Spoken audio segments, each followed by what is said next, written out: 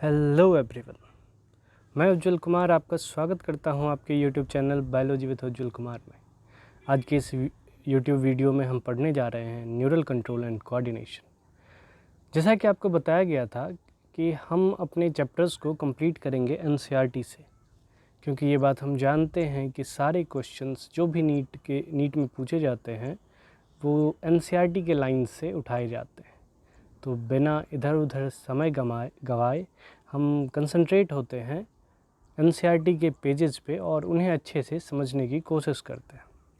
तो आइए हम अब जानते हैं neural control and coordination chapter जो एनसीईआरटी के 11th क्लास में आ रहा है। इसमें ये हमें क्या बताना चाह रहा है और क्या सिखाना चाह रहा है। तो करीब हम यहाँ देख सकते हैं कि कुछ 6 पॉइंट्स है, यहाँ पे कुछ 6 सब टॉपिक्स है जिन्हें हमें इस चैप्टर में पढ़ना है। सबसे पहले तो ये पार्ट जो है ये इंट्रोडक्टरी पार्ट है। इसके बाद शुरू होता है न्यूरल सिस्टम के बारे में, फिर ह्यूमन न्यूरल सिस्टम को पे फोकस किया गया है, फिर न्यूरॉन्स के स्ट्रक्चर, उसके फंक्शंस और उसके सिस्टम्स के बारे में बताया गया है। फिर हमें सेंट्रल न्यूरल सिस्टम के बारे में और रिफ्लेक्स एक्शन के बारे में और रिफ्लेक्स आर्क के बारे में बताया गया है। लास्टली हमारे सेंसरी रिसेप्शन और प्रोसेसिंग वाले ऑर्गन्स जैसे कि हमारे आई और ईयर, इन्हें एक्सप्लेन किया गया है। यदि आपने इस चैप्टर को पहले भी पढ़ रखा है तो जो अभी मैंने आपको बताया है थोड़ी बहुत समझ आपको आ रही होगी। यदि आपने नहीं पढ़ा है तो कोई बात नहीं, हम चलते हैं और इसे समझते हैं। ये मेरा रिक्वेस्ट है आपसे कि जब हम इस चैप्टर को पढ़ रहे हैं तो हम अपने साथ में एक एनसीईआरटी की बुक जो 11th का है उसे भी रखेंगे और चैप्टर 21 जो कि सेकंड लास्ट चैप्टर है बायोलॉजी के बुक का, हम उसे अपने सामने खोल के रखेंगे। तो आइए अब हम पढ़ते हैं न्यूरल कंट्रोल एंड कोऑर्डिनेशन के बारे में। जैसा कि आप सभी जानते हैं, यहाँ लिखा गया है एज यू नो, जैसा कि आप जानते हैं कि फंक्शंस जो होते हैं ऑर्गन और ऑर्गन सिस्टम्स के हमारे बॉडी में, ये कोऑर्डिनेटेड वे में हो और होम्योस्टैसिस को मेंटेन करता हो। इस दो शब्द का मतलब है कि ये सारे जो हैं अपने फंक्शन को रेगुलेटेड वे में करें, यानी कि एक यदि फंक्शन करे तो उसके रिस्पॉन्स में दूसरा भी फंक्शन करे। इस कोऑर्डिनेशन को बनाने के लिए हमें कुछ एक सिस्टम की आवश्यकता होती है जिसे हम neural control and coordination system कहते हैं या फिर न्यूरल सिस्टम कहते हैं। कोऑर्डिनेशन एक वैसा प्रोसेस है जिसमें कि दो और मोर ऑर्गन्स इंटरेक्ट करते हैं, आपस में बातें करते हैं और कंप्लीमेंट करते हैं और मिल के किसी फंक्शंस को करते हैं या फिर मदद करते हैं एक दूसरे के फंक्शंस को परफॉर्म होने में। एग्जाम्पल के तौर पे जब हम फिज़िकल एक्सरसाइज करते हैं, ये जो एनर्जी की डिमांड है ये बढ़ती है हमारे मस्कुलर एक्टिविटी को बढ़ाने के लिए या फिर कंटिन्यू रखने के लिए। ये जो सप्लाई है ऑक्सीजन की, ये बढ़ जाती है हमारे बॉडी में। ये जो बढ़ी हुई सप्लाई है ऑक्सीजन की, ये ज़रूरत बढ़ाता है रेस्पिरेशन के रेट को बढ़ाने की, जिसके कारण हम अपने रेट ऑफ रेस्पिरेशन को बढ़ाते हैं। रेस्पिरेशन को बढ़ाने के लिए हमें ज़्यादा अमाउंट में ऑक्सीजन चाहिए और ऑक्सीजन का सप्लाई होता है हार्ट के द्वारा, जो कैरी करके लाता है ब्लड हर एक सेल तक, और सेल के पास रेस्पिरेशन चल रहा है। तो हार्ट ने विथ फोर्स बीट किया और जिस कारण से पहुंच गया ब्लड फ्लो हमारे सेल तक, और फिर सेल ने रेस्पिरेशन प्रोसेस को इंक्रीज कर दिया। जब हम फिजिकल एक्सरसाइज को रोक देते हैं, activities of nerves, lungs, heart and kidney gradually return to their normal condition.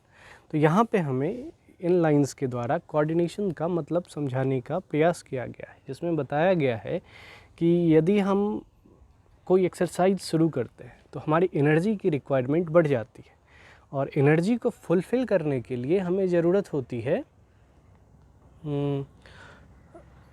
Respiration की, और रेस्पिरेशन होता है हमारे सेल के अंदर, और सेल के अंदर रेस्पिरेशन होने के लिए ज़रूरत होती है ऑक्सीजन की, जिसे लंग्स जो लंग्स के द्वारा वहाँ तक पहुँचता है, लेकिन लंग्स से ऑक्सीजन को सेल तक ले जाने के लिए उसे किसी मीडियम की ज़रूरत होती है। वह मीडियम ब्लड होता है, और ब्लड को वहाँ तक पहुँचाने के लिए एक पंपिंग सिस्टम है जिसे हम हार्ट कहते हैं।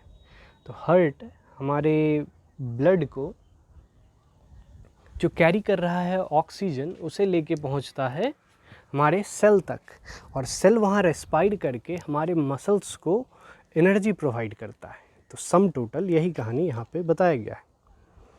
और जब हम फिजिकल एक्सरसाइज को रोक देते हैं तो हमारी एनर्जी की रिक्वायरमेंट कम जाती है। तो इसीलिए हम देखते हैं कि जब भी हम कभी रनिंग कर रहे हो या फिर दौड़ रहे हो, तो हमारा बॉडी हमारे बॉडी में स्वेटिंग का प्रोसेस आ जाता है, हमारा हार्ट कुछ मजबूती के साथ बीट करने लगता है, जिससे हम एनर्जेटिक महसूस करते हैं। तो ये इन्हीं चीज़ों के बारे में बताया गया है। लेकिन इस टाइम जब एनर्जी का ज़्यादा प्रोडक्शन हो रहा है तो कुछ रूल्स देखे जाते हैं इनके द्वारा भी। किनके द्वारा? ये हमारे किडनी के द्वारा, हार्ट के द्वारा और लंग्स के द्वारा। हार्ट और लंग्स के बारे में हम जान चुके हैं कि किस तरीके से रोल प्ले करता है। आखिर किडनी का क्या रोल है? जैसा कि हम जानते हैं कि ऑस्मो रेगुलेशन, यानी कि आयंस और वाटर का कंसंट्रेशन मेंटेन करने के लिए जो हमारे बॉडी में रोल प्ले कर रहा है वो ऑर्गन किडनी है। तो इस फंक्शन को कंटिन्यू करने के लिए हमारा जो बॉडी है, जब हम इमरजेंसी के सिचुएशन में, मान लीजिए हम इमरजेंसी के सिचुएशन में, किडनी मेनली यूरिनेशन के रोल को प्ले कर रहा है। तो जब इमरजेंसी के सिचुएशन में हमें यूरिनेशन की फीलिंग नहीं आनी चाहिए, मिक्चुरेशन नहीं होना चाहिए। तो इस चीज़ को भी कंट्रोल किडनी के द्वारा किया जाता है। आइए हम आगे देखते हैं, आगे क्या कहा जा रहा है। ये जो फंक्शंस हैं मसल्स के, लंग्स के, हार्ट के, ब्लड वेसल्स के, किडनी के और कुछ अदर ऑर्गन्स के, ये कोऑर्डिनेटेड होते हैं जब हम परफॉर्म करते हैं फिजिकल एक्सरसाइज को। जो बातें अभी आपको बताई गई है, हमारे बॉडी में जो ये न्यूरल सिस्टम है और ये एंडोक्राइन सिस्टम क्या है? हमारे बॉडी में कुछ न्यूरॉन्स हैं जो इलेक्ट्रिकल इम्पल्स पे काम करते हैं, और हमारे बॉडी में एंडोक्राइन सिस्टम है जो केमिकल्स के यूटिलाइजेशन से कोऑर्डिनेशन को प्ले करते हैं। तो ये दोनों सिस्टम, न्यूरल सिस्टम और एंडोक्राइन सिस्टम, दोनों मिलके कोऑर्डिनेशन को करवा रहे हैं, जॉइंटली कोऑर्डिनेट करते हैं और इंटीग्रेट करते हैं सारे एक्टिविटीज़ को ऑर्गन्स के, जिससे वो सिंक्रोनाइज्ड वे में फंक्शन कर सके, यानी कि एक साथ एक रेगुलेटरी वे में फंक्शन कर सके। न्यूरल सिस्टम जो है, हम सेकंड पैराग्राफ पे चलते हैं। ये न्यूरल सिस्टम प्रोवाइड करता है एक ऑर्गेनाइज्ड नेटवर्क। क्या करता है? एक ऑर्गेनाइज्ड नेटवर्क प्रोवाइड करता है एक जगह से दूसरे जगह के लिए, और उनके बीच में क्विक कोऑर्डिनेशंस को भी प्रोवाइड करता है। एंडोक्राइन सिस्टम प्रोवाइड करता है केमिकल इंटीग्रेशन हार्मोन्स के द्वारा, यानी कि एंडोक्राइन सिस्टम जो अभी आपको बताया गया था कि एंडोक्राइन सिस्टम प्रोवाइड करता है केमिकल इंटीग्रेशन हार्मोन्स के द्वारा। लेकिन इस चैप्टर में जब हम पढ़ रहे हैं, हम न्यूरल सिस्टम्स के बारे में पढ़ेंगे, जो मेनली ह्यूमंस पे हमारा कंसंट्रेशन रहेगा। और ये एंडोक्राइन हम इसके आगे चैप्टर, यानी कि चैप्टर नंबर 22 में पढ़ेंगे, जिसका वीडियो अवेलेबल है यूट्यूब पे, आप यदि चाहें तो देख सकते हैं।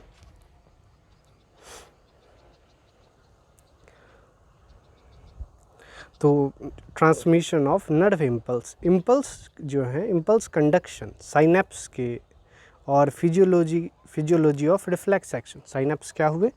ये जब कोई स्टिमुलस बाहर की ओर जनरेट हो रहा है, उसे यदि हम वो जो भी स्टिमुलस है उसके कारण हमारे बॉडी में एक रिएक्शन शुरू होता है, जिसे हम साइनेप्स कहते हैं। चलिए अब हम आगे बढ़ते हैं सेकंड पेज पे, जो है न्यूरल सिस्टम। ये हमारा फर्स्ट मेजर टॉपिक है।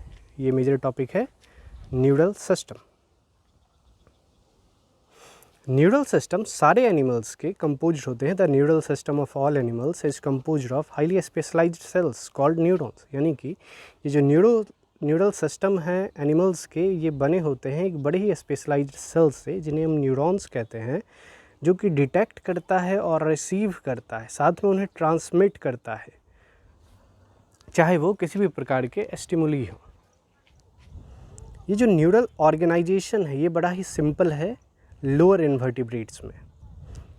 लोअर इन्वर्टिब्रेट्स के एग्जांपल में हम ले सकते हैं हाइड्रा को, जो कि बना होता है एक न्यूरॉन्स के एक नेटवर्क से। ये जो न्यूरल सिस्टम है ये इंसेक्ट्स में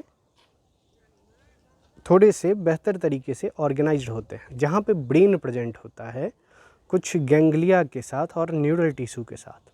वहीं यदि हम वर्टिब्रेट्स की बात करें, इनके पास बहुत ही बेहतरीन और डेवलप्ड न्यूरल सिस्टम होता है। आइए अब हम सेकेंड मेजर सब टॉपिक पे चलते हैं, जो है ह्यूमन न्यूरल सिस्टम। हमने यहाँ इंट्रोडक्शन देखा कि कुछ बहुत ही सिंपल लोअर इन्वर्टिब्रेट्स होते हैं, कुछ लोअर इन्वर्टिब्रेट्स होते हैं और कुछ वर्टिब्रेट्स होते हैं।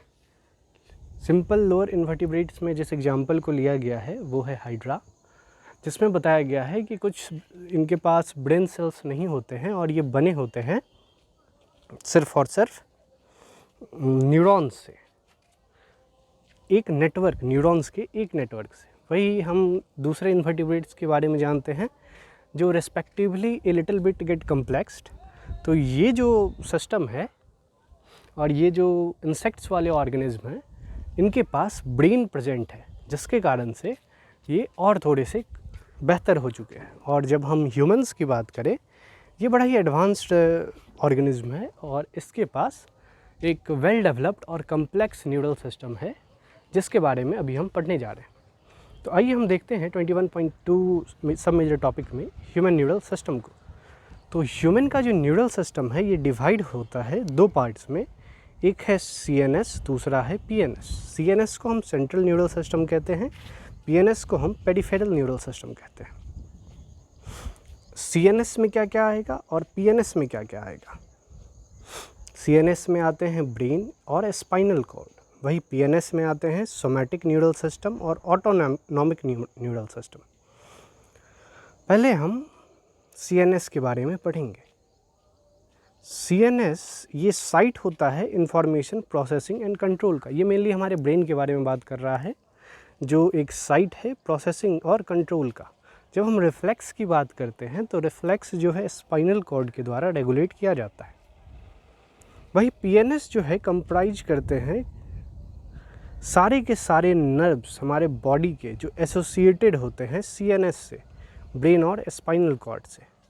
नर्व फाइबर्स जो PNS के हैं एफरेंट है, इफरेंट है, यानी कि एक मान लीजिए नर्व है जो हमारे ब्रेन से इन्फॉर्मेशन को, यानी कि कुछ हमें एक्टिविटी करना है, तो उस एक्टिविटी को परफॉर्म करने के लिए हमारा ब्रेन जो है हमारे किसी भी ऑर्गेन को कोई सिग्नल भेज रहा है, कोई इन्फॉर्मेशन भेज रहा है।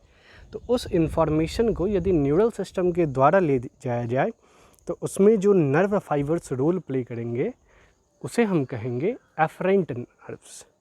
और वही जो इन्फॉर्मेशन उसे हम कहेंगे इफरेंट नर्व्स, यानी कि जो इन्फॉर्मेशन निकल रहा है ब्रेन से। और वही कुछ इन्फॉर्मेशंस आते हैं ब्रेन तक, किनसे? हमारे ऑर्गेन्स से। तो जो इन्फॉर्मेशंस आ रहे हैं उसे हम कहेंगे एफरेंट नर्व। तो ये बाहर जाने के लिए, एक्सटीरियर साइड जाने के लिए ब्रेन से, उसे हम इफरेंट कहेंगे, जो फाइबर्स ले जा रहे हैं, और जो लेके आ रहे हैं उन्हें हम एफरेंट कहेंगे। तो इसी बात को यहाँ पे लिखा गया है कि एफरेंट नर्व फाइबर ट्रांसमिट करते हैं, एफरेंट नर्व फाइबर ट्रांसमिट करते हैं इम्पल्स, कहाँ से? टिश्यू या ऑर्गेन से। और कहाँ के लिए? CNS के लिए। वही इफरेंट नर्व फाइबर ट्रांसमिट करते हैं रेगुलेटरी इम्पल्स को, यानी कि हमारा जो CNS इंफॉर्मेशन भेज रहा है किसी भी ऑर्गेन्स को रेगुलेट करने के लिए, वो इन्फॉर्मेशंस निकल रहा है हमारे ब्रेन से through the fibres of efferent. और ये कहाँ जा रहे हैं? कुछ पेरिफेरल टिश्यू और ऑर्गेन तक पहुँच रहे हैं। तो ब्रेन हमारा आ रहा है CNS में, और पेरिफेरल नर्वस सिस्टम जो है कुछ फाइबर्स में डिवाइडेड है, जो एफरेंट है, इफरेंट है। आगे बढ़े, हम PNS के बारे में जाने। तो PNS जो है डिवाइड होता है दो डिविजन्स में। जिस तरीके से CNS ब्रेन और स्पाइनल कॉर्ड में डिवाइड है, उसी तरीके से पीएनएस जो है डिवाइड होते हैं दो रीजन्स में, एक सोमैटिक न्यूरल सिस्टम और एक ऑटोनोमिक न्यूरल सिस्टम। ज़रा ध्यान से सुनिएगा। सोमैटिक मेनली वॉलेंट्री एक्शन होता है, यानी कि ब्रेन हमारा कंट्रोल करता है डिफरेंट ऑर्गन्स को, और ब्रेन से जो इन्फॉर्मेशन निकल रहे हैं, ब्रेन से जो इन्फॉर्मेशन निकल रहे हैं और कहाँ जा रहे हैं, वैसे ऑर्गन्स पे जिन पे हमारा कंट्रोल है। तो उस पूरे सिस्टम को, यानी कि इफरेंट वाले में इफरेंट नर्व फाइबर्स उन्हें लेके जा रहे हैं, और लेके कहाँ जा रहे हैं, किसी ऑर्गन्स तक लेके जा रहे हैं। यदि वो ऑर्गन क्या काम करता हो, वो हमारे कंट्रोल में हो, तो उस न्यूरल सिस्टम को हम कहेंगे सोमैटिक न्यूरल सिस्टम। यदि वही एफरेंट नर्व फाइबर्स जो इन्फॉर्मेशन हमारे सीएनएस से लेके जा रहा है वैसे ऑर्गन्स तक जो इन पे हमारा कंट्रोल नहीं है, जिन्हें हम इनवॉलेंट्री कहते हैं, तो ये इनवॉलेंट्री वाले आएंगे ऑटोनॉमिक न्यूरल सिस्टम में। यही इन्हीं बातों को नीचे लिखा गया है। ये जो सोमैटिक न्यूरल सिस्टम है रिलीज करते हैं इम्पल्स को, यानी कि छोड़ते हैं इम्पल्स को सीएनएस से स्केलेटल मसल्स तक। हम जानते हैं कि skeletal muscles voluntary role play करते हैं, तो जिन पे हम कंट्रोल कर सके वो सोमैटिक न्यूरल सिस्टम के द्वारा इंफॉर्मेशंस पहुंचते हैं।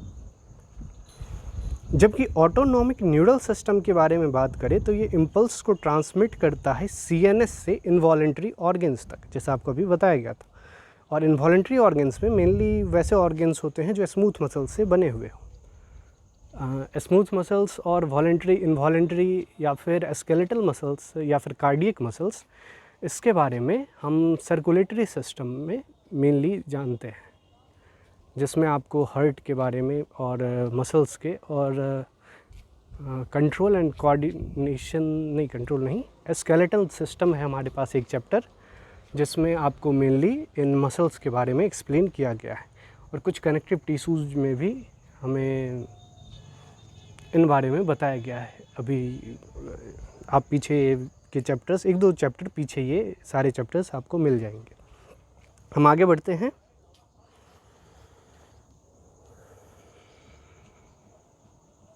ये जो ऑटोनॉमिक न्यूरल सिस्टम है ये फिर से क्लासिफाइड होते हैं। ये जो ऑटोनॉमिक है, कौन से वाले, जो इन्फॉर्मेशन को लेके जाते हैं इनवॉलेंट्री ऑर्गन्स तक, ये सिंपैथेटिक और पैरासिम्पैथेटिक न्यूरल सिस्टम में फिर से क्लासिफाइड है। तो ऑटोनॉमिक, जैसे मान लीजिए एक सिचुएशन है इमरजेंसी की, when we have to fight और फ्लाइट, इस सिचुएशन में हमें पैरासिम्पैथेटिक न्यूरल सिस्टम हमारा एक्टिवेट हो जाएगा। और वही जब हमें रिलैक्स करना हो, रिलैक्सिंग सिचुएशन हो, तो सिंपैथेटिक न्यूरल सिस्टम हमारा एक्टिवेट रहता है, जो किस में आता है, ऑटोनॉमिक न्यूरल सिस्टम में। यानी कि सिंपैथेटिक न्यूरल सिस्टम और पैरासिम्पैथेटिक न्यूरल सिस्टम ये सारे स्मूथ मसल्स को कंट्रोल करते हैं और इन्फॉर्मेशन को ट्रांसमिट कर रहे हैं। जब रेस्टिंग सिचुएशन हो, काल्म का सिचुएशन हो, तब सिंपैथेटिक न्यूरल सिस्टम काम करेगा। जब इमरजेंसी का सिचुएशन हो तो पैरासिम्पैथेटिक न्यूरल सिस्टम वर्क करेगा। अब हम थर्ड सब मेजर टॉपिक की ओर चलते हैं और थोड़े से पेज को स्क्रॉल करते हैं ऊपर की ओर। हाँ,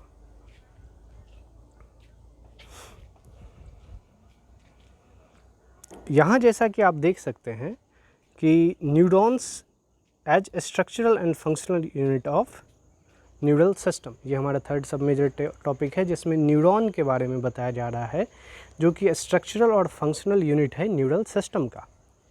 तो सबसे पहले हम जानते हैं कि न्यूरॉन है क्या। Neuron is a microscopic structure जो 3 मेजर पार्ट से कंपोज होते हैं। यानी कि न्यूरॉन एक माइक्रोस्कोपिक स्ट्रक्चर है। न्यूरॉन एक माइक्रोस्कोपिक स्ट्रक्चर है जिसे हम माइक्रोस्कोप के द्वारा देख सकते हैं, और इसके 3 मेजर पार्ट्स होते हैं। ये कौन कौन से मेजर पार्ट्स हैं? एक है सेल बॉडी, दूसरा डेंड्राइट्स और तीसरा एक्सोन है।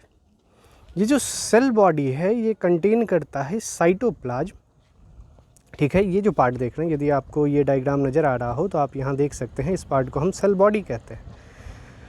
तो सेल बॉडी, ये जो फाइबर्स के अंदर बीच वाला है, इसे हम सेल बॉडी कहते हैं। सेल बॉडी के अंदर क्या है? इसके अंदर साइटोप्लाज्म भरे पड़े हैं। इसके अंदर कुछ सेल ऑर्गेनल्स भी हैं और कुछ ग्रैनुलर बॉडीज हैं। इन ग्रैनुलर बॉडीज़ को नीजल ग्रैन्यूल्स कहा जाता है।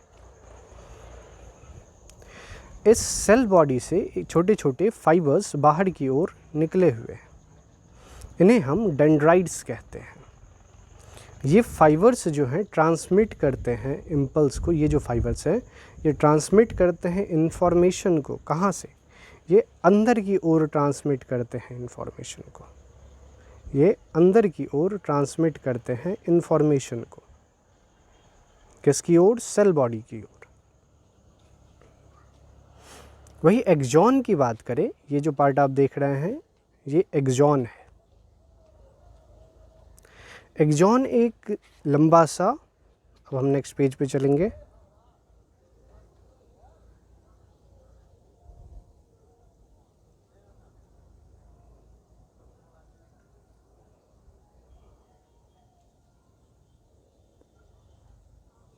एक मिनट, यस, हाँ, ये हमारा नेक्स्ट पेज है। यहाँ लिखा हुआ है द एक्सॉन इज, ये जो एक्सॉन है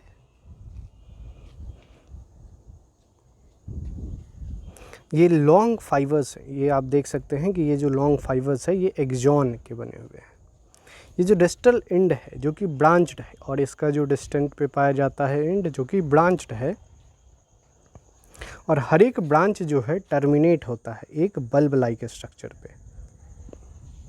इस बल्ब लाइक स्ट्रक्चर को हम कहते हैं साइनेप्टिक नॉब, जो कि पॉजेज करता है साइनेप्टिक वेसल्स। इसे आपको अगले पेज पे जहाँ हम फंक्शन देख रहे हैं तो वहाँ पे हमें साइनेप्टिक वेसिकल्स दिखेगा। उस साइनेप्टिक वेसिकल्स में इसे आप देख सकते हो कि इसके अंदर जो है कुछ छोटे छोटे गोले गोले से सब्सटेंस है, और इस छोटे छोटे और गोले गोले से के अंदर कुछ ट्रांसमीटर्स होते हैं। इन ट्रांसमीटर्स को हम कहते हैं न्यूरोट्रांसमीटर्स, जैसा कि यहाँ पे लिखा गया है। इन ट्रांसमीटर्स को हम कहते हैं न्यूरोट्रांसमीटर्स। इन न्यूरोट्रांसमीटर्स के अंदर कुछ केमिकल्स होते हैं जो कि इन्फॉर्मेशन को इस न्यूरॉन से दूसरे न्यूरॉन में ट्रांसमिट करता है। यहाँ पे दूसरा न्यूरॉन होगा जिसका डेंड्राइट इनसे कनेक्टेड होगा, और उसके भी एक्सॉन होंगे, उसके भी साइनेप्टिक एक्सॉन टर्मिनल आएगा, और फिर उसमें भी कुछ नॉब्स होंगे, जिस नॉब्स में फिर से न्यूरोट्रांसमीटर्स होंगे। ये सारे इसी तरीके से न्यूरोट्रांसमीटर्स होंगे जो इन्फॉर्मेशन को फिर से एक न्यूरॉन से दूसरे न्यूरॉन में ट्रांसमिट करेगा। आइए अब हम आगे देखते हैं क्या लिख रहा है। जैसा यहाँ पे बताया गया है कि एक्सॉन ट्रांसमिट करता है नर्व इम्पल्स को खुद से दूर और सेल बॉडी से भी दूर। किसकी ओर? साइनेप्स की ओर। इस साइनेप्टिक नॉब्स के दो न्यूरॉन्स के बीच में एक स्पेस होता है जिसे हम कहते हैं साइनेप्स, और टू ए न्यूरोमस्कुलर जंक्शन, या फिर एक वैसे जगह पे जहाँ पे न्यूरॉन्स जो है मसल्स के साथ कनेक्शंस में रहते हैं, तो ये न्यूरोमस्कुलर जंक्शंस तक भी भेज सकते हैं। Based on the number of axon and dendrites, अब इसकी क्लासिफिकेशन के बारे में बताया जा रहा है कि ये जो न्यूरॉन्स हैं ये 3 तरह के हो सकते हैं, मल्टीपोलर, यूनिपोलर और बाईपोलर। मल्टीपोलर, यूनिपोलर और बाईपोलर। ये मल्टी, बाई और यूनिपोलर होने के पीछे रीज़न ये है कि इनके पास नंबर ऑफ एक्सॉन और डेंड्राइट के बेसिस पे न्यूरॉन्स को 3 टाइप में डिवाइड किया जाता है। मल्टीपोलर वो न्यूरॉन्स हैं जिसके पास एक एक्सॉन हो और 2 से ज़्यादा डेंड्राइट हो। ये जो आप न्यूरॉन देख रहे हैं ये मल्टीपोलर न्यूरॉन है, जो कहाँ देखा जाता है? सेरेब्रल कॉर्टेक्स में देखा जाता है। इन न्यूरॉन्स को कहाँ देखा जाएगा? मल्टीपोलर न्यूरॉन्स को सेरेब्रल कॉर्टेक्स में देखा जाएगा। वही दूसरे टाइप का जो न्यूरॉन है वो है बाईपोलर न्यूरॉन। वो कौन है? बाईपोलर न्यूरॉन, जिसके पास एक एक्सॉन होगा और एक ही डेंड्राइट होगा। ये एक ही होगा और इसके पास एक ही डेंड्राइट होंगे, बाकी ये सब जो है ये सब नहीं होंगे। ऐसे वाले न्यूरॉन्स को कहा जाता है बाईपोलर। वहीं कुछ वैसे भी न्यूरॉन्स होते हैं जिसके पास सिर्फ और सिर्फ एक्सॉन होगा, ठीक है, जिसके पास सिर्फ और सिर्फ एक्सॉन होगा। ये ऐसे यूनिपोलर वाले न्यूरॉन्स मेनली देखने को मिलते हैं हमें एम्ब्रियो में, यानी कि या फिर एम्ब्रायो स्टेज में, एम्ब्रायनिक स्टेज में यूनिपोलर देखने के लिए मिलते हैं। वही बाईपोलर हमारे रेटिना में, हमारे आँखों में जो रेटिना है उनमें हमें बाईपोलर न्यूरॉन्स देखने को मिलेंगे। यहाँ पे दो तरह के एक्सॉन्स भी होते हैं। ये जो एक्सॉन्स हैं ये भी दो तरह के होते हैं। एक ये जो है ये माइलिनेटेड है क्योंकि इसके ऊपर माइलिन सीथ है। यदि ये माइलिन सीथ, एक वैसे एक्सॉन होते हैं जिनके ऊपर माइलिन सीथ ना हो, जिनके ऊपर माइलिन सीथ नहीं होगा उसे हम नॉन माइलिनेटेड एक्सॉन फाइबर कहेंगे। तो ये जो माइलिनेटेड नर्व फाइबर हैं ये इन्वेलप करते हैं स्वान सेल को। ये जो आप सेल देख रहे हैं बीच में माइलिन सीथ के और एक्सॉन फाइबर के पेरिफेरी पे, और इस कवर्ड है माइलिन सीथ से, उसे हम स्वान सेल कहते हैं। तो माइलिनेटेड नर्व फाइबर ये इन्वेलप करता है स्वान सेल्स को, जो कि बनाएगा क्या, जो कि बनाएगा माइलिन सीथ को एक्सॉन के चारों ओर। और ये जो गैप है दो एडजेसेंट माइलिन सीथ में, यानी कि दो एडजेसेंट माइलिन सीथ के, आप यहाँ देख सकते हैं ये एक माइलिन सीथ है, ये दूसरा माइलिन सीथ है। इस दो माइलिन सीथ के बीच में जो स्पेस है इसे हम नॉड्स ऑफ रेनबियर कहते हैं। यहाँ पे लिखा गया है नॉड्स ऑफ रेनबियर कहते हैं। ये जो माइलिनेटेड नर्व फाइबर्स हैं ये पाए जाते हैं स्पाइनल और क्रेनियल नर्व्स में, यानी कि इस तरीके के जो नर्व फाइबर हैं हमें कहाँ देखने को मिलेंगे, हमें देखने को मिलेंगे क्रेनियल में और स्पाइनल कॉर्ड में। वही अनमाइलिनेटेड नर्व फाइबर हैं ये इनक्लोज्ड होते हैं, इनक्लोज्ड बाय स्वान सेल। ये जो नर्व फाइबर्स ये अनमाइलिनेटेड हो तो इसके ऊपर सिर्फ और सिर्फ स्वान सेल्स रहेंगे, जो कोई भी माइलिन सीथ को एक्सॉन के चारों ओर नहीं बना रहा होता है। और ये आम तौर पे हमारे सोमैटिक न्यूरल सिस्टम में देखने को मिलता है। जिस न्यूरल सिस्टम के बारे में हमने ऊपर पढ़ा था कि कुछ न्यूरल सिस्टम कंट्रोल करते हैं हमारे वॉलेंटरी मसल्स को, यानी कि स्केलेटल मसल्स को, ये उनके बारे में यहाँ पे बात कर रहा है। आगे बढ़े, जो हम आते हैं 21.3.1 में जो दिया गया है, हम पेज को थोड़ा स्क्रॉल कर लेते हैं, ये सेंटर में आ गया। अब हम देखते हैं कि आखिर इसके बारे में क्या कहा जा रहा है। Generation and coordination of nerve impulse, क्या है ये 21.3.1 में जनरेशन और कंडक्शन किसका, नर्व इम्पल्स का। यानी कि ये जो इन्फॉर्मेशन ट्रांसमिट हो रहा है एक ऑर्गन से, यानी कि हमारे सीएनएस से हम कह सकते हैं टिश्यू की ओर, या फिर टिश्यू से हमारे सीएनएस की ओर, आखिर ये किस तरीके से ये न्यूरॉन्स इस इन्फॉर्मेशन को लेके जाता है, किस फॉर्म में लेके जाता है, इन सारी चीज़ों को हम यहाँ सीखेंगे। न्यूरॉन्स जो हैं एक्साइटेबल सेल्स हैं क्योंकि उनके मेम्ब्रेन्स जो हैं ये पोलराइज्ड स्टेट में रहते हैं। पोलराइज्ड मतलब अंदर एक पॉजिटिव हो सकता है और बाहर नेगेटिव हो सकता है। इस स्टेट को हम पोलराइज्ड स्टेट कहते हैं। क्या आप जानते थे कि ये जो न्यूरॉन्स के मेम्ब्रेन होते हैं ये पोलराइज्ड होते हैं। अलग अलग तरह के आयन चैनल्स, वो चैनल्स जिससे कि आयन्स बाहर से अंदर की ओर जा सके, ये कहाँ पाए जाएंगे, ये न्यूरॉन्स के ऊपर पाए जाएंगे। ये आयन चैनल्स जो हैं ये सेलेक्टिवली परमिएबल होते हैं अलग अलग आयन्स के लिए, ठीक है।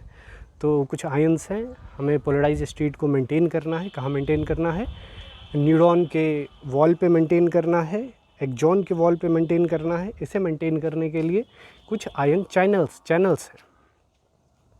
जब इन्फॉर्मेशन जाता रहता है तो ये आयन चैनल्स क्लोज और ओपन होते रहेंगे, जिसके कारण से पोलराइजेशन और डीपोलराइजेशन का स्टेट मेंटेन होगा और जिस प्रोसेस से इन्फॉर्मेशन का ट्रांसमिशन होगा। आइए हम देखते हैं आगे क्या लिख रहा है कि ये जो आयन चैनल्स हैं ये सेलेक्टिवली परमिएबल होते हैं अलग अलग आयन्स के लिए। कुछ आयन चैनल्स सोडियम के लिए परमिएबल होंगे, कुछ आयन चैनल्स पोटासियम के लिए परमिएबल होंगे, कुछ कैल्शियम के लिए, कुछ क्लोरीन के लिए। सिमिलरली जैसा यहाँ पे लिखा गया है, जब जो एक न्यूरॉन कंडक्ट नहीं करता है इम्पल्स को, यानी कि वो रेस्ट में है, तो ऐसे एक्सोनल मेम्ब्रेन जो हैं ये कंपैरेटिवली मोर परमिएबल होते हैं पोटासियम आयन के लिए। यानी कि ये जो पोटासियम का आयन है वो ज़्यादातर अंदर जाने देगा कि नहीं पोटासियम को, और सोडियम के लिए नियरली इम्परमिएबल रहेगा, और सोडियम वाले जो चैनल्स हैं वो ज़्यादातर बंद रहेंगे। इसी तौर पे the membrane is permeable to negatively charge proteins present in axoplasm, और जो अंदर में है एक्सोप्लाज्म, एक्सोन के अंदर जो प्लाज्मा प्रेजेंट है उसे हम एक्सोप्लाज्म कह रहे हैं। तो जो अंदर प्रेजेंट है एक्सोप्लाज्म के अंदर जो नेगेटिवली चार्ज आयंस प्रेजेंट हैं उसको ये एक्सोन बाहर नहीं जाने देगा। जब वो बाहर नहीं जाने देगा तो उसकी स्टेट क्या होगी, अंदर जो है नेगेटिव चार्ज मेंटेन रहेगा। वही बाहर जब अंदर नेगेटिव है यानी कि लो पोटेंशियल, तो बाहर हाई पोटेंशियल मेंटेन हो जाएगा, जिस कारण से सेल पोलराइज्ड स्टेट में हमें देखने को मिल रहा है। कब? जब ये रेस्टिंग फेज में है।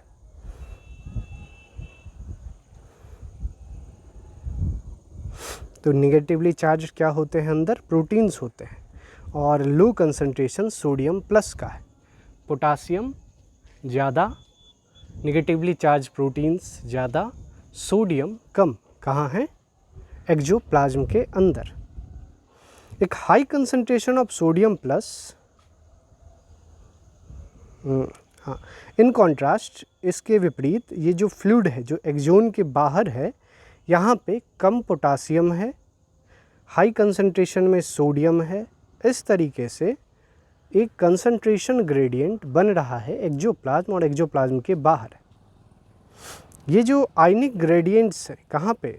Across the resting membrane. ये जो रेस्टिंग मेम्ब्रेन है, जब इंफॉर्मेशन का ट्रांसमिशन नहीं हो रहा है, ये मेंटेन होते हैं एक्टिव ट्रांसपोर्ट से, यानी कि एनर्जी का यूटिलाइजेशन करके, जिससे सोडियम पोटासियम पंप को ओपन किया जाता है रेस्टिंग स्टेट में, और वहाँ पे ट्रांसपोर्ट होते हैं 3 सोडियम प्लस बाहर की तरफ और 2 पोटासियम प्लस अंदर की तरफ। जब 2 पोटासियम प्लस अंदर की ओर आ रहे हैं और 3 जब बाहर निकल जा रहे हैं, तो हम समझ सकते हैं कि एक पॉजिटिव चार्ज डोमिनेट कर रहा है बाहर जाने के लिए, जिस कारण से भी अंदर नेगेटिव चार्ज कंसंट्रेशन जनरेट होता है एक्सोप्लाज्म के अंदर, जिसके रिजल्ट स्वरूप आउटर सरफेस जो एक्सोनल मेम्ब्रेन का है, आउटर सरफेस एक्सोनल मेम्ब्रेन का वो पॉजिटिवली चार्ज होता है, जबकि इनर सरफेस वो हो जाता है नेगेटिवली चार्ज। अब हम चलते हैं नेक्स्ट पेज की ओर, जहाँ पे डायग्राम के द्वारा आपको इन बातों को समझाया गया है। आइए हम देखते हैं, यहाँ एक डायग्रामेटिक रिप्रेजेंटेशन है जो दिया गया है, diagrammatic representation of impulse. Diagrammatic representation किनका? Diagrammatic representation of impulse conduction. कहाँ से? एक्सोन से, at point A and B, यानी कि यहाँ पे जब कंडक्शन हो रहा है। हमने अभी जिसके बारे में पढ़ा है वो रेस्टिंग के बारे में था, और ये जो डायग्राम दिया गया है वो कंडक्शन वाली, यानी कि इन्फॉर्मेशन जब कंडक्ट हो रहा है उस स्टेट में क्या स्थिति होती है एक एक्सोन की, वो हमें यहाँ समझाया गया है। यहाँ यदि हम देखें तो हम देख पा रहे हैं कि एक्सोन के अंदर नेगेटिव चार्ज है, वही बाहर जो है वो पॉजिटिव चार्ज है। एक्सोन के अंदर क्या है? नेगेटिव चार्ज है और बाहर पॉजिटिव चार्ज है। तो इसी बात को यहाँ पे पुरानी बातों को कंटिन्यू करके लिखा गया है कि जब सोडियम पोटासियम पंप 3 सोडियम को बाहर भेज रहे हैं और 2 पोटासियम को अंदर भेज रहे हैं, तो बाहर पॉजिटिव हो चुका था और अंदर का जो कंसंट्रेशन है वो नेगेटिवली चार्ज हो चुका था, इसीलिए ये पोलराइज्ड है। ये जो इलेक्ट्रिकल पोटेंशियल डिफरेंस है कहाँ पे? रेस्टिंग प्लाज्मा मेम्ब्रेन के पे, उसे हम रेस्टिंग पोटेंशियल कहते हैं। यानी कि ये जो पोटेंशियल मेंटेन किया गया है पोलराइज्ड स्टेट का, उसे हम रेस्टिंग पोटेंशियल कहते हैं। अब आप इस बात को जानने के लिए बड़े ही उत्सुक होंगे, यही बात यहाँ लिखी गई है कि you must be curious to know about the mechanism of generation of nerve impulse. यानी कि आप बड़े ही उत्साहित होंगे इस बात को जानने के लिए कि किस मैकेनिज्म से जनरेशन हो नर्व इम्पल्स का, और किस तरीके से एक्सोन कंडक्शन करता है। जब भी कोई स्टिमुलस को अप्लाई किया जाता है एक साइट पे, स्टिमुलस को अप्लाई किया गया कहाँ पे? एक साइट पे, मान लीजिए पॉइंट ए पे एक स्टिमुलस आया है, और ये कौन सा स्टेट है अभी, ये पोलराइज्ड स्टेट है। तो वही लिखा गया है A on the polarised membrane. Membrane जो ए साइड पे है वो फ्रीली परमिएबल हो जाएगा सोडियम प्लस के लिए, यानी कि बाहर से सोडियम प्लस आसानी से और ज़्यादा अमाउंट में अंदर की ओर आने लगेंगे। ठीक है, इस कारण से क्या होगा, रैपिड इन्फ्लक्स हो जाएगा सोडियम प्लस का, जो कि followed by the reversal of polarity at that site, और जिसके कारण क्या होगा, उस जगह पे जहाँ पे इन्फ्लक्स हो रहा है सोडियम प्लस का, वहाँ पे पोलैरिटी बदल गई या फिर रिवर्स हो गई। जो अंदर नेगेटिव था वो पॉजिटिव हो गया, जो बाहर पॉजिटिव था वो नेगेटिव हो गया।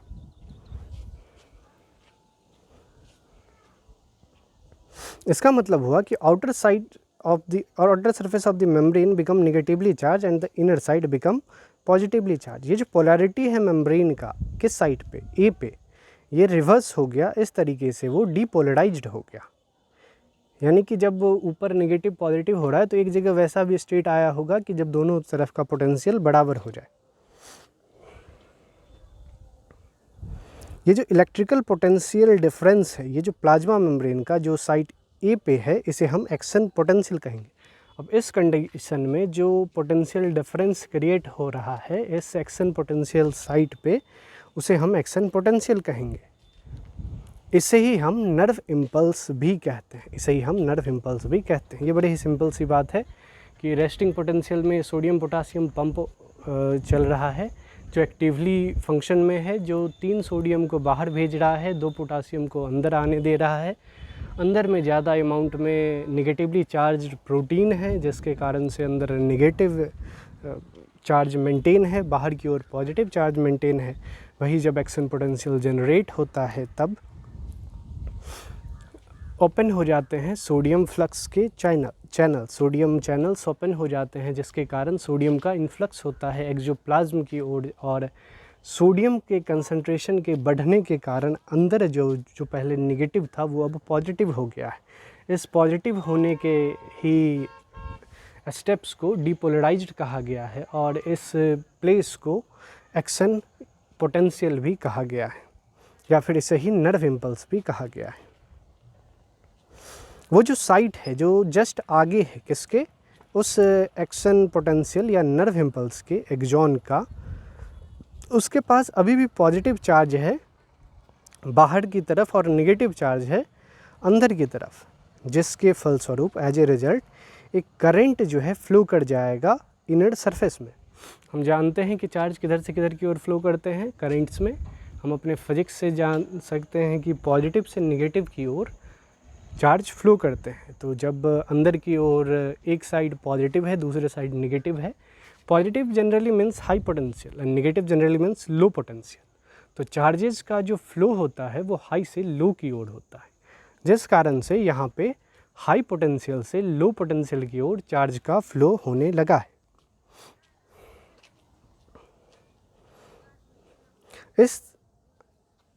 हम कहाँ थे, करंट जो है फ्लो कर जाता है inner surface from the site A से बी की ओर, यानी कि ए से बी की ओर इसका ट्रांसमिशन हो रहा है, और बाहर की तरफ बी से ए की ओर ट्रांसमिशन हो रहा है। क्यों? क्योंकि बाहर जो है पहले से पॉजिटिव था, और जहाँ पे सोडियम का इन्फ्लक्स हुआ है यानी कि नर्व इम्पल्स जनरेट हुआ है, वहाँ पे आउटर साइड नेगेटिव हो चुका है, यानी कि लो पोटेंशियल हो चुका है। तो चार्जेज मूव करने लगेंगे हाई पोटेंशियल से लो पोटेंशियल की ओर, अंदर भी बाहर भी। अंदर ये जब मूव कर रहे हैं, लेकिन इन दोनों का जो डायरेक्शन है ये हमें अपोजिट नज़र आएगा, ये हमें अपोजिट नज़र आएगा।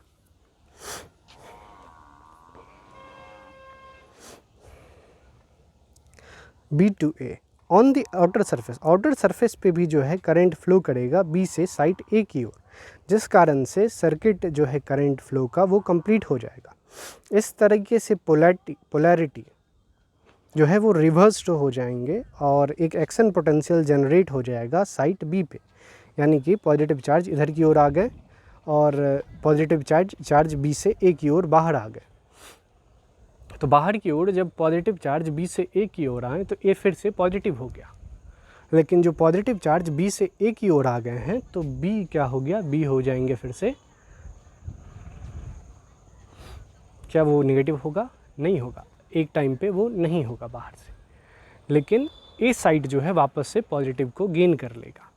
लेकिन अंदर की बात करें तो अंदर के जो ए साइड था वो क्या हो चुका है, वो अब नेगेटिव से पॉजिटिव हो चुका है, लेकिन ए साइड के आगे जो बी साइड है जिसकी ओर फ्लो हो चुका है हाई पोटेंशियल का यानी कि पॉजिटिव चार्ज का, वहाँ पे बी पे आ गया चार्ज अब पॉजिटिव है।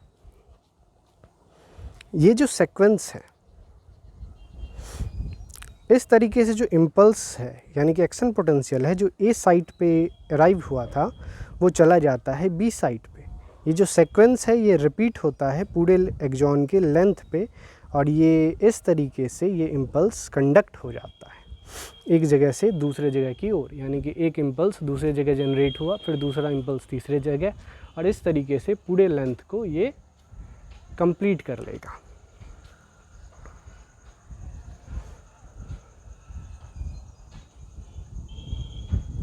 ये जो राइज है स्टिमुलस का इंड्यूस करता है परमेबिलिटी सोडियम प्लस का, ये बहुत ही कम समय के लिए ऐसा होता है, और ये जो क्विकली है तुरंत ही जो है फॉलो हो जाते हैं पोटासियम प्लस के परमेबिलिटी के साथ। यानी कि ये जो इन्फ्लक्स शुरू हुआ था स्टिमुलस के कारण वो लॉन्ग लिव्ड नहीं है, वो शॉर्ट लिव्ड है, बस कुछ ही सेकंड के लिए वो जनरेट होता है, फिर वो एक्सटिंग्विश हो जाता है।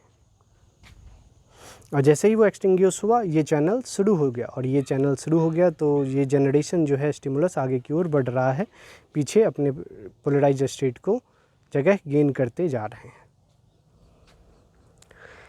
कुछ ही फ्रैक्शन ऑफ सेकेंड में पोटासियम प्लस डिफ्यूज हो जाता है आउटसाइड द मेम्ब्रेन, यानी कि जो पोटासियम प्लस है वो बाहर निकल जाते हैं मेम्ब्रेन से और रीस्टोर कर लेते हैं रेस्टिंग पोटेंशियल को, किसका, मेम्ब्रेन का, और कहाँ पे, एक्साइटिंग साइट पे, और इस तरीके से फाइबर एक बार फिर से रिस्पॉन्सिव हो जाता है दूसरे स्टिमुलेशन के लिए।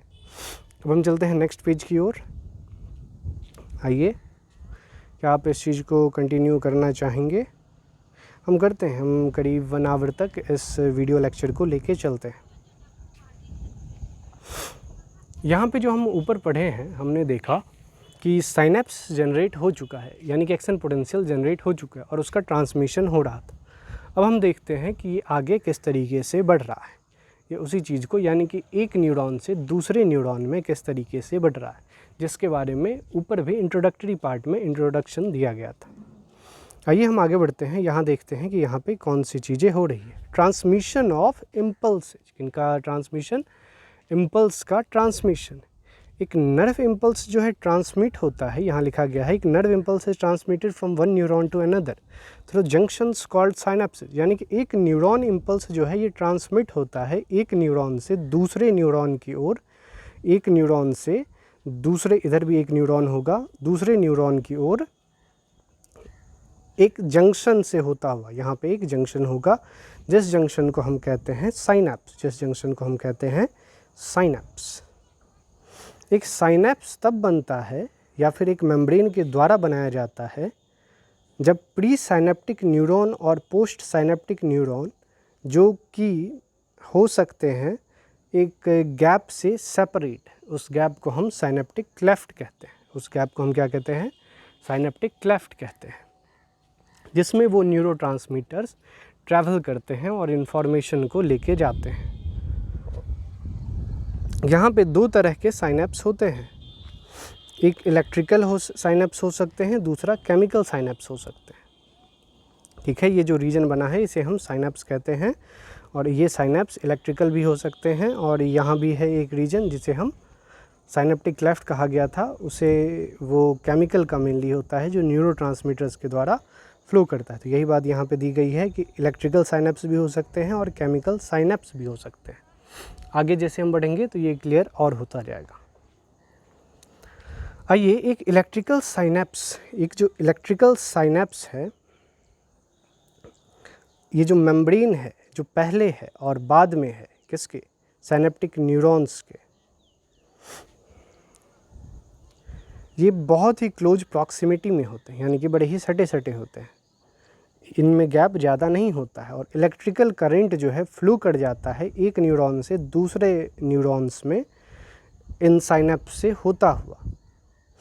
वही transmission of impulse across electrical synapse is very similar to impulse conduction along a single axon। यानी कि जब दो न्यूरॉन्स क्लोज प्रॉक्सिमिटी में हो तब जो इम्पल्स का ट्रांसमिशन होता है एक न्यूरॉन से दूसरे न्यूरॉन्स में, वो ट्रांसमिशन होगा इलेक्ट्रिकली ही। यानी कि जिस तरीके से एक्सॉन में इलेक्ट्रिकल इम्पल्स ट्रांसमिट हो रहा है, जैसा कि हमने ऊपर अभी सीखा था, उसी तरीके से ये आगे भी ट्रांसमिट हो जाएगा।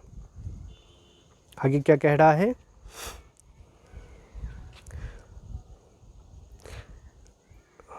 और जो इलेक्ट्रिकली ट्रांसमिट हो रहे हैं वो इलेक्ट्रिकल ट्रांसमिशन साइनेप्स के द्वारा वो फास्टर होगा केमिकल साइनेप्स के द्वारा।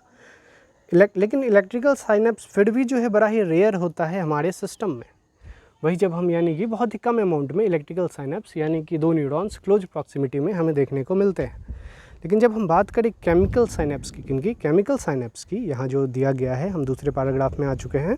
एक केमिकल साइनेप्स ये द मेम्ब्रेन्स होता है प्री और पोस्ट साइनेप्टिक न्यूरॉन्स का, जब वो सेपरेट होते हैं फ्लूइड फिल्ड स्पेस के द्वारा, जिसे हम साइनेप्टिक क्लेफ्ट कहते हैं। अब यहाँ पे सिचुएशन ये है कि दो न्यूरॉन्स के बीच में जो एक जगह है वो थोड़ी सी बड़ी है प्रीवियस वन के कंपैरिजन में, जिस कारण से उस क्लेफ्ट में को कहा जाता है साइनेप्टिक क्लेफ्ट।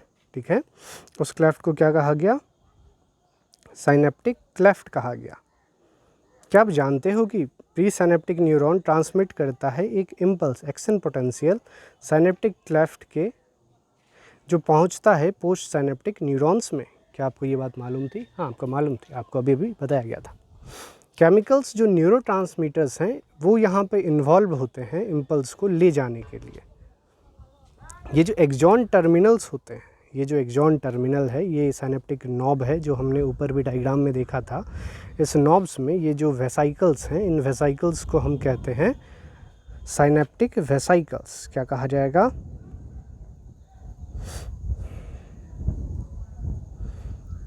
साइनेप्टिक वेसाइकल्स, जो कंटेन करते हैं न्यूरोट्रांसमीटर्स को। ये जो एक्सॉन टर्मिनल है कंटेन करते हैं वेसाइकल्स को, जिसमें न्यूरोट्रांसमीटर्स भरे होते हैं। जब भी कोई एक इम्पल्स पोटेंशियल के साथ अराइव करता है एक्सॉन टर्मिनल पे, ये स्टिमुलेट कर देता है इन साइनेप्टिकल वेसल्स का मूवमेंट किसकी ओर, मेम्ब्रेन की ओर, जहाँ पे वो फ्यूज कर जाते हैं प्लाज्मा मेम्ब्रेन से।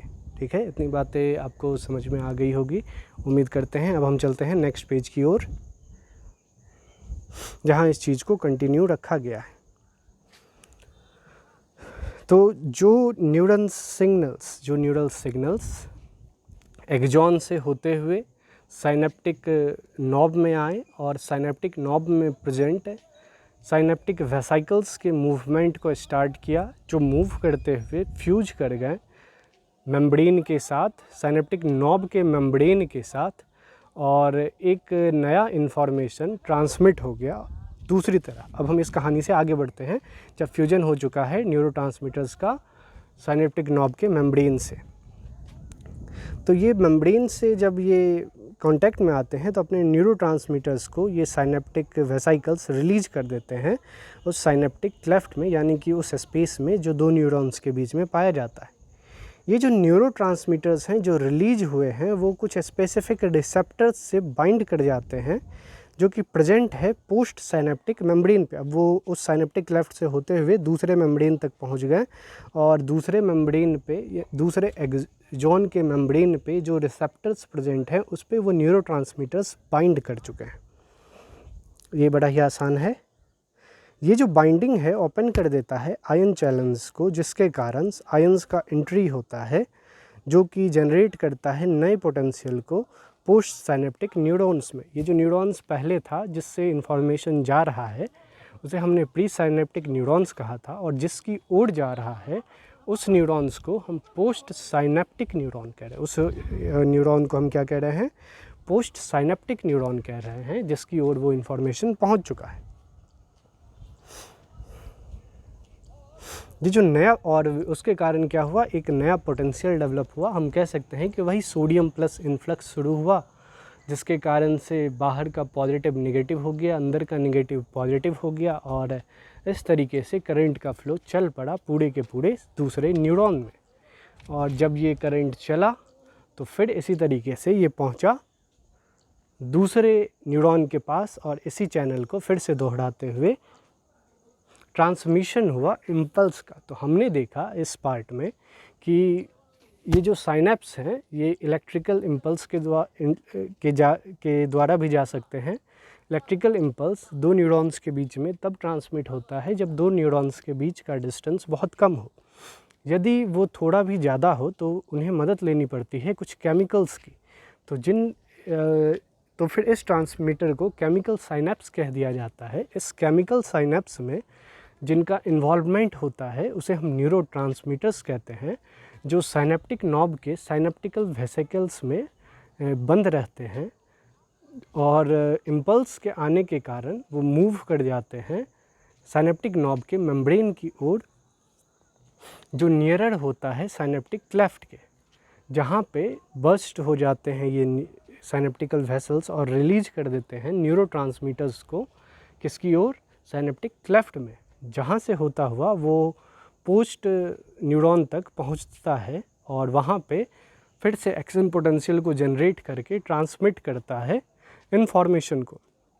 तो यदि हम इस बात को सोचें, और जैसा हमें बताया गया है ऊपर में कि ये जो इलेक्ट्रिकल साइनेप्स हैं ये बहुत ही कम होते हैं, वही केमिकल साइनेप्स अच्छे खासे अमाउंट में होते हैं। इस तरीके से transmission of information from one neuron to another neuron complete होता है। अब हम सेंट्रल न्यूरल सिस्टम के बारे में पढ़ेंगे। हम ऐसा करते हैं, इस वीडियो को यहीं पे एंड करते हैं।